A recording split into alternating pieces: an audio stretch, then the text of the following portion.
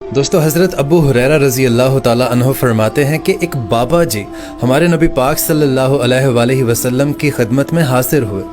اور جب وہ واپس جانے لگے تو میں نے ان سے ان کی عمر پوچھی تو ان کی عمر تھی 96 سال، یعنی 4 کم 100۔ اور جب وہ بابا جی مسجد کے اندر داخل ہوئے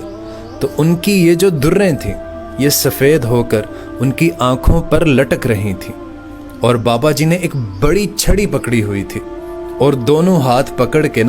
یوں چھڑی کے اوپر جھکے ہوئے تھے۔ اور قربان جاؤں ہمارے نبی پاک صلی اللہ علیہ وآلہ وسلم پر، حضرت ابو ہریرہ فرماتے ہیں کہ جب وہ بزرگ مسجد کے اندر داخل ہوئے تو میرے نبی پاک صلی اللہ علیہ وآلہ وسلم نے ان کا کھڑے ہو کر استقبال کیا، اور صرف اتنا ہی نہیں، ہمارے نبی پاک آگے بڑھ کر ان بابا جی کو بازو سے پکڑا اور ان کو تسلی سے بٹھایا، اور جب وہ بزرگ بیٹھ گئے تو تب ہمارے نبی پاک صلی اللہ علیہ وآلہ وسلم نے ان بابا جی سے پوچھا کہ بابا جی کیسے آنا ہوا؟ تو حضرت ابو ہریرہ فرماتے ہیں کہ جب وہ بابا جی بات کرتے تو یوں آنکھ کھول کر سب سے پہلے ہمارے نبی پاک کا چہرہ مبارک دیکھتے، اور ان کے لب و لہجے کے اندر بڑی تکلیف تھی، بڑی پریشانی تھی، بڑی مایوسی تھی، اور وہ ہمارے نبی پاک سے عرض کرنے لگے کہ یا رسول اللہ، ساری زندگی گناہوں میں بیت گئی ہے، غلطیاں ہی غلطیاں ہیں، اے اللہ کے رسول بڑی لمبی فہرست ہے، یا رسول اللہ گناہ ہی گناہ ہیں، کالے سیاہ کے دفتر ہیں، یا رسول اللہ جب پلٹ کر دیکھتا ہوں تو مجھے کوئی اپنی نیکی دکھائی نہیں دیتی۔ حضور اس عمر میں آپ کا ایک صحابی مجھ سے ملا ہے، اس نے مجھے بات سمجھائی ہے تو تھوڑا خیال آیا ہے، لیکن یا رسول اللہ میرا وجود اب بالکل بیکار ہو چکا ہے، حضور بوڑھا ہو گیا ہوں۔ لیکن اس بزرگ نے، ان بابا جی نے 3 باتیں کہیں، اور تینوں کی تینوں باتیں نرالی کہیں۔ وہ بزرگ کہنے لگے کہ یا رسول اللہ، اب میں اتنا بوڑھا ہو چکا ہوں کہ اب تو میری کمر بھی سیدھی نہیں ہوتی کہ میں نماز ہی ادا کر سکوں۔ پھر وہ بزرگ کہنے لگے کہ یا رسول اللہ، میں اس قدر بوڑھا ہو چکا ہوں کہ میں محنت مزدوری کر کے صدقات اور خیرات کر سکوں۔ یا رسول اللہ، اب میں اس قدر بوڑھا ہو چکا ہوں کہ اب تو میں تلوار لے کر جہاد بھی نہیں کر سکتا۔ وہ بزرگ فرمانے لگے کہ یا رسول اللہ، میں اس قدر بوڑھا ہو چکا ہوں کہ میں دین کے لیے کوئی کام نہیں کر سکتا، نہ میں لمبی نماز ادا کر سکتا ہوں، نہ میں صدقات و خیرات کر سکتا ہوں، اور نہ ہی میں اسلام کے لیے جہاد کر سکتا ہوں۔